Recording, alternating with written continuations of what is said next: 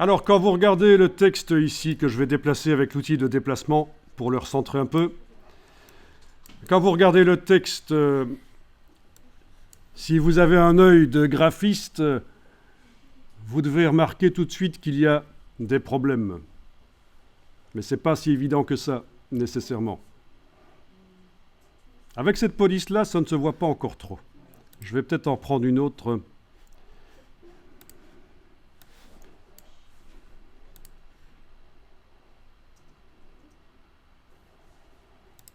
Oui, je vais prendre celle-là finalement. Alors, il y a des problèmes d'espacement. Normalement, un mot doit faire bloc visuellement. Et si vous regardez mon premier mot ici, par exemple, Arizona, vous allez peut-être avoir l'impression qu'entre le O et le N, il y a un peu trop d'espace.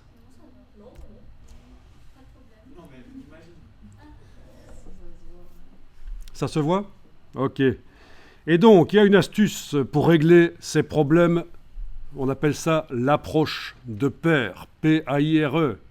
Approche de paire. Les paires de caractères. Oui, puisque c'est entre le O et le N. J'ai dit c'est une paire de caractères, le O et le N.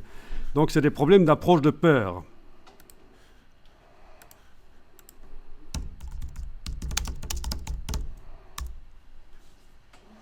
Voilà, j'ai juste ici dans Google tapé approche de paire, comme ça vous voyez comment il est écrit. Crénage aussi, voilà, c'est l'autre nom.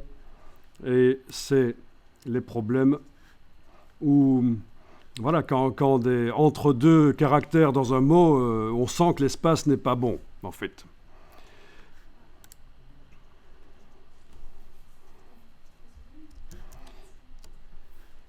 Et donc voilà la solution pour le régler tout seul. Et ça, il faut vraiment le faire dans tous les logiciels Adobe. Illustrator, InDesign, Photoshop, c'est quelque chose à enclencher. Sauf si quelqu'un vous dit qu'il ne faut pas le faire pour une raison ou pour une autre, mais c'est très rare, c'est vraiment très très rare quand on va vous dire qu'il ne faut pas le faire. Pour une raison technique. Mais sinon, la plupart du temps, voilà ce qu'il faut faire. Vous avez votre calque qui est activé, pas de problème.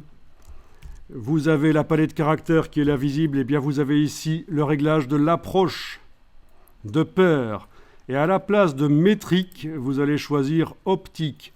Et dès que vous allez choisir optique, vous allez voir que les lettres vont changer les unes par rapport aux autres. Voilà, vous avez vu? Le RIZ chez moi s'est déplacé vers la droite.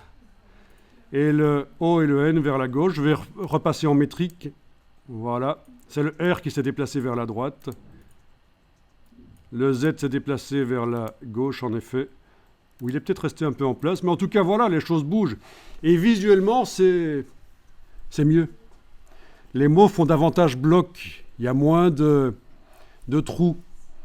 Et donc, dans Illustrator, vous avez la même chose. Et dans InDesign aussi. Donc pensez-y, c'est une des choses les plus importantes quand on travaille des titres, surtout des titres, mais des paragraphes, ça marche aussi.